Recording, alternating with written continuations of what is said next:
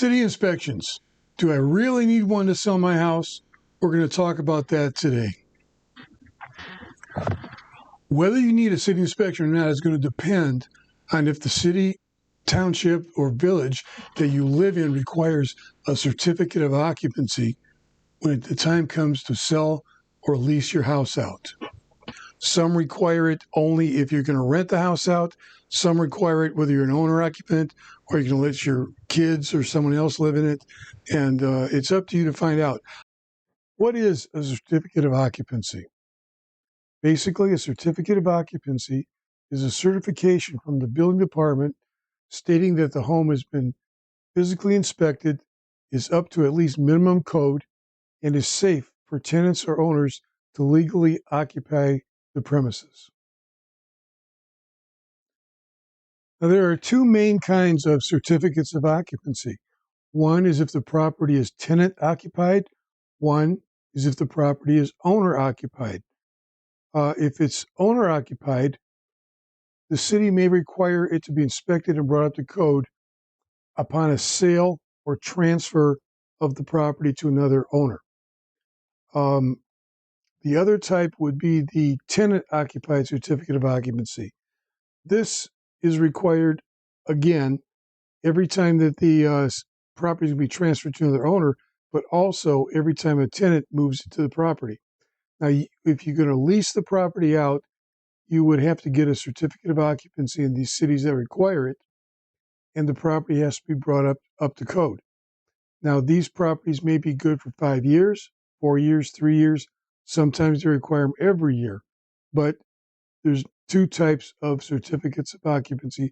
One is for tenant occupied and one's for owner occupied. Now, if a C&O is required, whether it's tenant occupied or owner occupied, nobody can move or live in the home until the law has been satisfied. You may or may not be able to turn on the utilities, the water, the gas, the electric. And they will find out in a roundabout way, but they can find out if the property is transferred the occupants. You can get a ticket or go to jail. The tenants can be evicted. The owners can be evicted. The house can be padlocked. There are fines for realtors, title companies, closing companies, or banks that help with the sale and transfer of the property if a certificate of occupancy has not been complied with. Now, I've included a list lower on the YouTube post of basically all the cities in my area that require them or do not require city inspections and certificates of occupancy, along with some of them have the prices on there and everything. But it's a good idea to call for yourself to make sure what the costs are. Now, the seller or the buyer can pay for the inspections and or the repairs, or any combination thereof. So what should you do when you're deciding if you're going to pay for the repairs or not? We'll try to break that down for you in just a few minutes. Now, the first step is to get the city inspection paid for, and that can only be done at the city hall. So someone's going to have to go down there and pay for the city inspection. When you go down there, ask them what the turnover time is going to be. Is it going to be able to be done this week? Is it going to take 2 weeks? Sometimes it takes a month to get the city inspector out there. And the longer it takes to get the city inspector out there, the longer it's going to take to sell your house. So you want to find that stuff out right away. Once you pay for the city inspection and it's scheduled, there's certain things that you should do. You should have the utilities on. You should have all the access doors to the crawl spaces to where you can get into them, because they're going to be looking at all these things. Make sure that there's somebody at the house that can let the inspectors in. Once it's inspected, the city inspector will have a copy of all the repairs at the house. He may give it to you on the spot, or you may have to pick it up at City Hall later. But you need to get a copy. Whether you're going to do the repairs or you want the buyer to do the repairs, you're going to have that before you can negotiate a price. Otherwise, you accept an offer or offer to sell the property for a certain price contingent upon what the repairs are. It's better to know before you negotiate the offer than afterwards and have the deal fall apart. So get a copy in writing. Then complete the repairs. Once the repairs are completed, you go to City Hall or call City Hall, have it re-inspected. Normally, the re-inspection is free, so you don't have to pay for a re-inspection. But if they go out there and find that you didn't complete them correctly, or they find something else wrong with the house, they may charge you for another reinspection. So you want to make sure you get all those things done in a timely fashion, and then have your final reinspection. Now, if I were going to sell a house, I would want it to be up to code and have a certificate of occupancy ready to go. If you want the buyer to pay for the inspection and the repairs, the buyer usually is using all their money for the down payment, the closing cost, the tax prorations, setting up escrows and things. They don't have a whole lot of money to deal with. And if you're requiring the buyer to do it, some buyers just can't financially handle that. So you're not narrowing down the number of buyers that are eligible to buy your house. Fewer potential buyers usually mean fewer potential offers. A buyer is also not going to really want to do it because they don't have access to the house. If the buyer goes in and starts doing repairs, let's say he puts $1,000 into the house and for some reason the house don't close, are you going to reimburse the buyer for the repairs he did?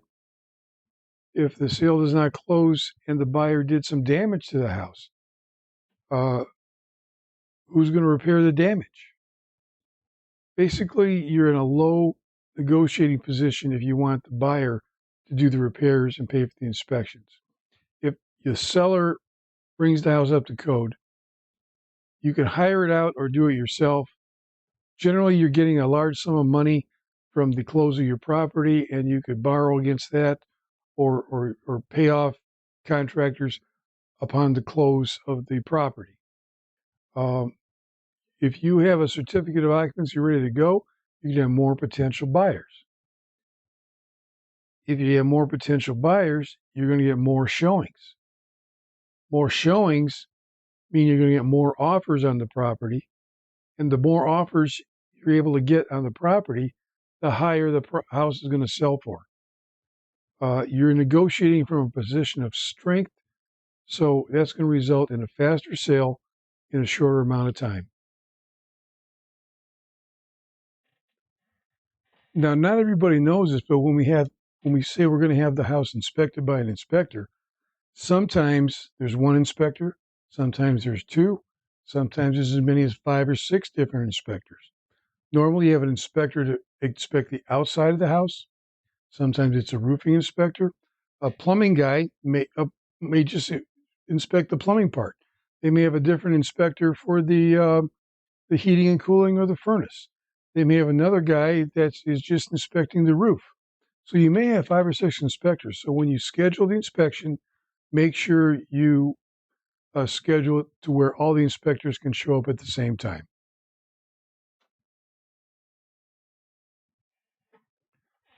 Now, what if the repairs just cannot be done? Let's say that the driveway needs new concrete or the sidewalks need to be repoured or adjusted. Cities will allow you to get what's called a temporary certificate of occupancy as long as somebody promises to do the repairs in the near future. Usually the time limit is within 3 to 6 months. Now, a temporary certificate of occupancy is exactly that. It's not a replacement for the permanent certificate of occupancy. But somebody can go to the city hall, sign an affidavit stating that they guarantee that the concrete will be repaired, or the garage can be painted, or whatever it is that needs to be done that is seasonal or just can't be done now. And the city will give you a temporary certificate of occupancy. Now, sometimes they'll give it to you for free. Sometimes they're going to require an escrow be put up to guarantee that the house gets its repairs completed in a timely manner. They may require an estimate from a concrete guy or whoever's going to do the work, and they may require 1, 2 times the estimate, sometimes 1.5 times. Sometimes they want 3 estimates, and they'll take the average of the 3. But you can get a temporary certificate of occupancy if somebody puts up the money and signs an affidavit saying they're responsible for it. Now, these have to be worded carefully because what happens when you do the repairs? Who gets the money back? Does it go back to the seller or does it go to the new buyer? You have to really look at that. But that's another potential remedy or way around the getting a certificate of occupancy, the temporary certificate of occupancy. But it may cost you money. Now, occasionally, FHA or VA, the lender may require you to put up an additional guarantee in the form of an escrow to make sure the repairs get done. So now you got to put up an escrow with the city. You may have to put up another escrow with the lender. And again, they got to be carefully worded because when the repairs are completed, who gets the money back? It's all got to be addressed in that agreement. That's why you should really have a realtor look into it for you, or at least an attorney to draft these agreements. So that's another thing to think about. So you had your inspection, the repairs are done, you had your reinspection, and the city signs off on it and says everything's fine. Congratulations, you now have a certificate of occupancy. Normally, the title company, all the realtors involved, the lender, everybody's going to want a copy of that. So make sure you get a copy from the city as soon as possible. Get it to whoever's handling your closing so that all the parties can have one. Once you have that, you can set up a closing, and that's kind of why we're all here, to get that final paycheck. Again, I'm John Gonzalez with Gap Real Estate Company in Southgate, Michigan. If you have any questions, please call me or email me or contact me or put a comment in the bottom of this, and I'll try to get back with you as soon as possible. Thank you and good luck.